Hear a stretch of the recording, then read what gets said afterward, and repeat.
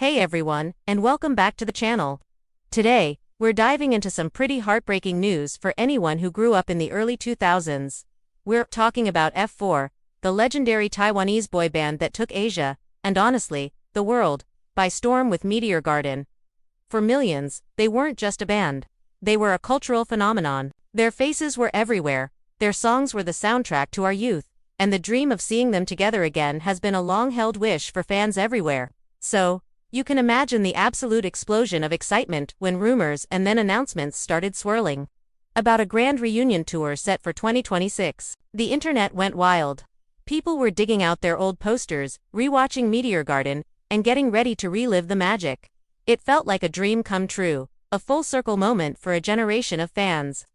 The promise of seeing Jerry Yen, Vic Shu, Venice Wu, and Ken Chu on one stage again was enough to send everyone into a frenzy. Tickets weren't even on sale, but people were already planning trips and saving up. It was supposed to be the reunion of the decade.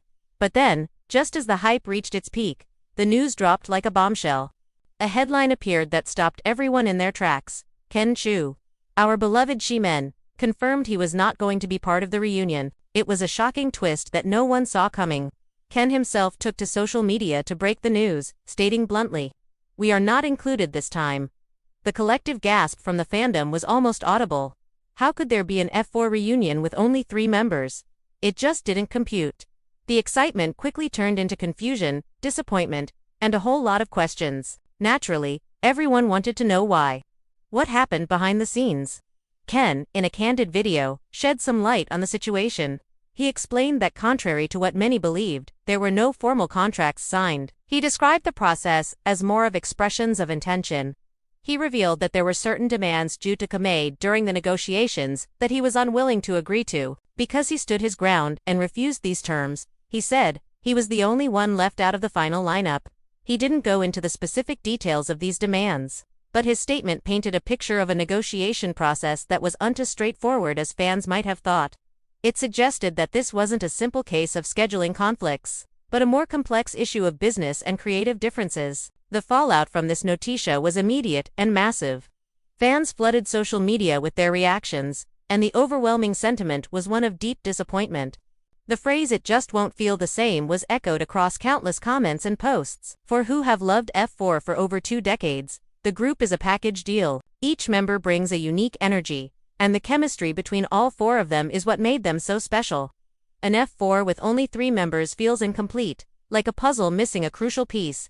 Many are now questioning the very identity of the group. Can they even call themselves F4 if one of the original 4 is missing? It's a valid question. The name itself, Flower 4, implies a quartet. This has led to intense debates within the fandom. Is this a new version of the group, like an F3, or is it a tribute act? The news has forced fans to confront a difficult reality. The F4 they knew and loved might be a thing of the past. This situation really brings up a bigger conversation about reunions and the business of nostalgia. When a beloved group decides to reunite after years apart, what do they owe to the fans? And what do they owe to their own legacy? On one hand, you have the business side. Promoters and organizers want to capitalize on the nostalgia, and that often involves contracts, negotiations, and compromises. It's a machine. On the other hand, you have the art and the emotional connection. For the fans, it's not just about a concert.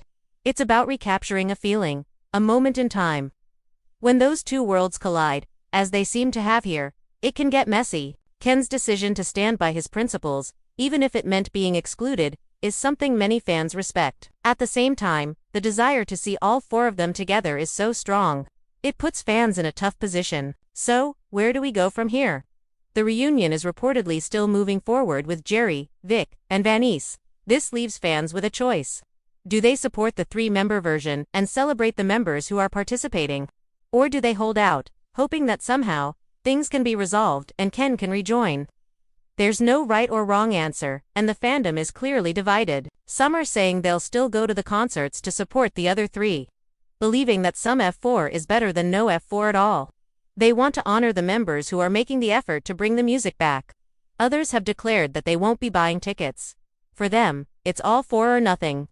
They feel that attending a concert without Ken would be a disservice to the group's history and legacy. It's a testament to how deeply people care about this group. It's a bittersweet moment. The idea of an F4 reunion was filled with so much joy and promise, but the reality has become complicated and a little sad. It reminds us that time changes things. People grow, priorities shift, and the dynamics that once worked flawlessly can become strained. This isn't just about a boy band. It's a story about friendship, business, and the passage of time. A name, a number, a lineup sometimes. These things are what hold the memories together. The name F4 carries the weight of an entire era. Without all four of its pillars, does it still stand as tall? What do you guys think? Is an F4 reunion still a reunion without Ken Chu? Will you be supporting the tour, or are you hoping for a miracle that brings all four of them back together? Let me know your thoughts in the comments below. This is a topic that has a lot of emotion tied to it, and I'd love to hear all of your perspectives. As always, thank you so much for watching. If you enjoyed this deep dive, don't forget to like, subscribe, and hit that notification bell so you don't miss our next video. We'll be keeping a close eye on this story as it develops. Until next time.